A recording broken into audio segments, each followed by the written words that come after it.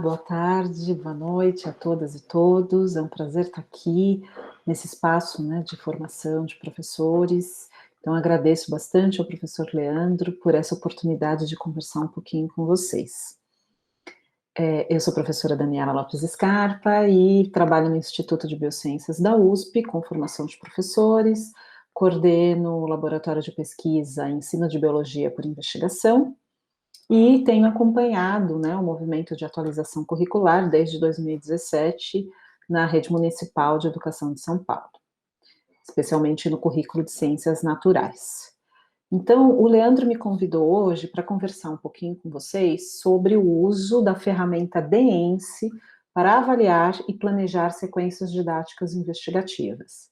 Então, primeiro, inicialmente, eu queria contar um pouquinho para vocês a nossa motivação na elaboração de uma ferramenta diagnóstica dos elementos do ensino de ciências por investigação, né? E aí a primeira coisa que a gente se pergunta é por que ensino de ciências por investigação, né? E essa pergunta, né, está relacionada com os objetivos do ensino de ciências, né? E a gente, né, ao longo dos últimos anos, né, das últimas décadas, nós temos ampliado a ideia de objetivos do ensino de ciências para a alfabetização científica, ou seja, né, que o ensino de ciências vá além dos conteúdos conceituais, do aprender ciências, para também envolver o aprender a fazer ciências, ou seja, engajar os estudantes nas práticas científicas.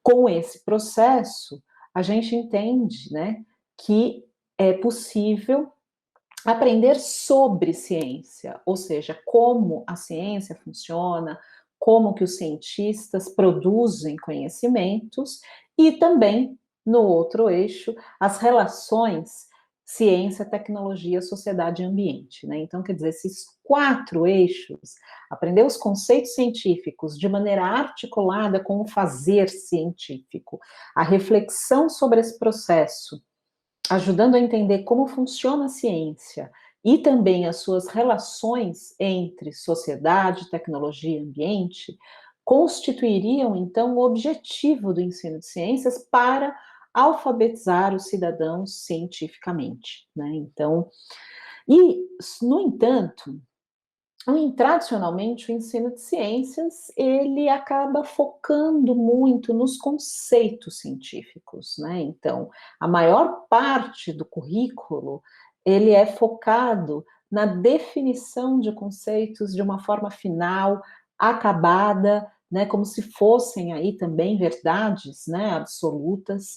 E quando existe ali alguma atividade prática, experimental, isso fica lá depois de aulas expositivas para confirmar aquilo que nós, professores, já contamos para os alunos, né? Então, infelizmente, aquele equilíbrio entre os eixos da alfabetização científica não tem sido equilibrado ao longo da escolarização, né? E este é um grande desafio para a alfabetização científica, né? Então, o ensino por investigação aí, ele vem como uma possibilidade de abordagem didática para atingir os objetivos da alfabetização científica, né? E mais além disso, a gente também discute como isso tem sido pensado ao longo, né, dos anos, né? E se eu pudesse resumir aqui, a principal mudança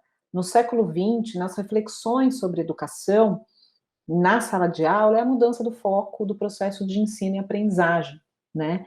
Em que se concebia aí o professor como a autoridade máxima que transmite o conhecimento de uma maneira unidirecional para um aluno que recebe isso de maneira passiva, para, né, a ideia de que os alunos constroem conhecimento via a mediação do professor, né? Então, agora, quem está aí, né, no centro do processo de ensino-aprendizagem é o aluno, que é aí o que a gente chama genericamente de consenso construtivista, que envolve esses aspectos que estão aí no slide, né?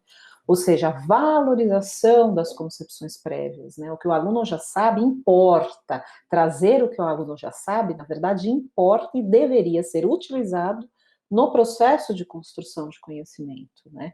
Que deve acontecer também nas interações entre indivíduo e objeto, ou seja, né, na interação em que ele manipula, pensa sobre aqueles objetos de conhecimento, sejam manuais, né, atividades práticas, experimentais, seja mesmo atividades de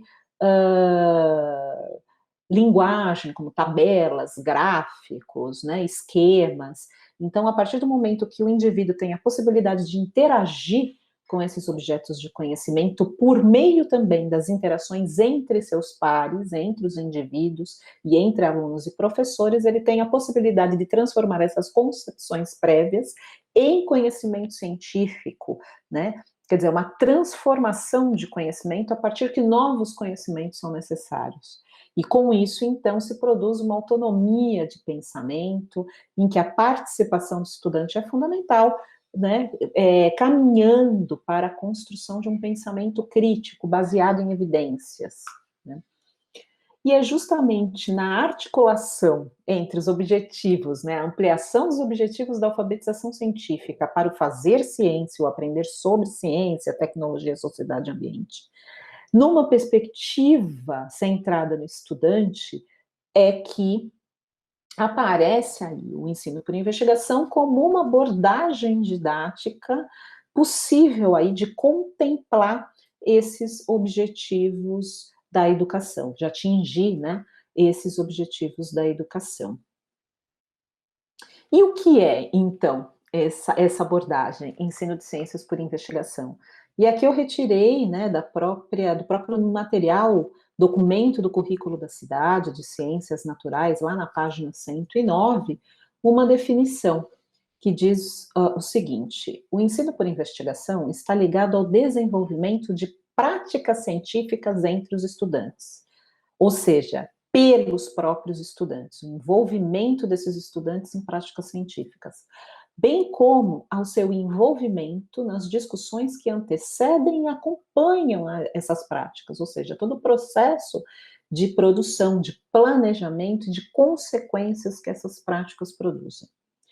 O ensino por investigação não está associado a estratégias e práticas didáticas específicas, né? Existe um mito muito comum de que o ensino por investigação envolve apenas atividades experimentais, o que não é verdade. Na verdade, é uma estratégia, uma diversidade de estratégias didáticas é importante, né, para se estabelecer o ensino por investigação, né, e isso está associado a ações e procedimentos do professor para constituir um ambiente de trabalho investigativo, em que os estudantes atuam para resolver problemas, discutem ações, analisam situações e constroem explicações sobre fatos em estudos, ou seja, a ação passa a ser de estudante por meio das possibilidades, das oportunidades abertas pelo professor, né?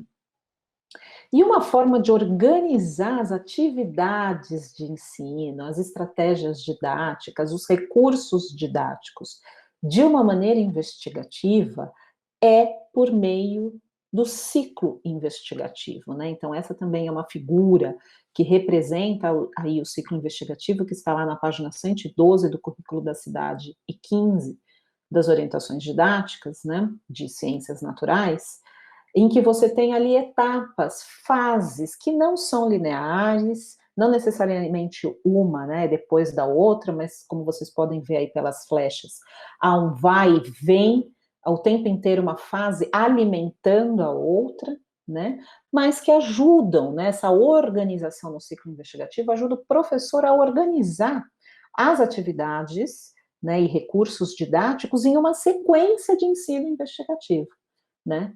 Então, a fase de orientação tem esse papel, né, de trazer o tema para a sala de aula, de trazer o interesse dos estudantes para aquele tema, né, discutindo a relevância do tema a ser investigado. Né, e a partir dessas problematizações surgem questões ou hipóteses de investigação. Né? Para responder a essas questões de investigação, então a gente produz procedimentos de coleta de dados, informações, simulações, que possam se constituir como evidências para a construção de explicações, conclusões sobre o fenômeno estudado, né? E nesse processo, toda a comunicação, debate, discussão, posicionamentos e reflexão sobre todo o processo, incluindo aí, né, uma discussão se esses dados, se essas explicações construídas respondem à questão de investigação, como que funciona esse processo, né? Dando aí abertura para, né, discutir, né? Os alunos estão o tempo inteiro envolvidos no fazer ciência, em diversas dimensões do fazer ciência, né? Seja na elaboração do problema, na elaboração do plano de investigação, na construção de explicações, na discussão do que constitui evidências para essas explicações, né? Então, dando oportunidade para os estudantes de entender mesmo como a ciência funciona, né? E nesse sentido, o papel dos estudantes né, eles têm que ser envolvidos num processo de aprendizagem ativo e autônomo, né, que envolve a associação de procedimentos com raciocínios científicos, que levem a conclusões apoiadas em argumentos fundamentados, ou seja, né, a ação manipulativa, esse trabalho com dados, com informações, deve levar também à construção de raciocínios científicos, né? A ação manipulativa deve levar à ação intelectual, né? Esses raciocínios científicos pautados na elaboração de explicações baseadas em evidências, que é o que a gente chama aí de argumentos fundamentados. E o papel, né, dos professores é orientar a investigação, incentivando a formulação de explicações, promovendo condições para a busca de dados, auxiliando as discussões e orientando atividades nas quais os alunos reconhecem as razões dos seus procedimentos.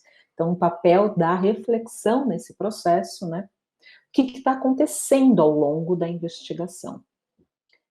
E incentivar os alunos a participar, né? Indicar, fornecer informações necessárias, questionar os encaminhamentos dados pelos estudantes na busca da solução para o problema.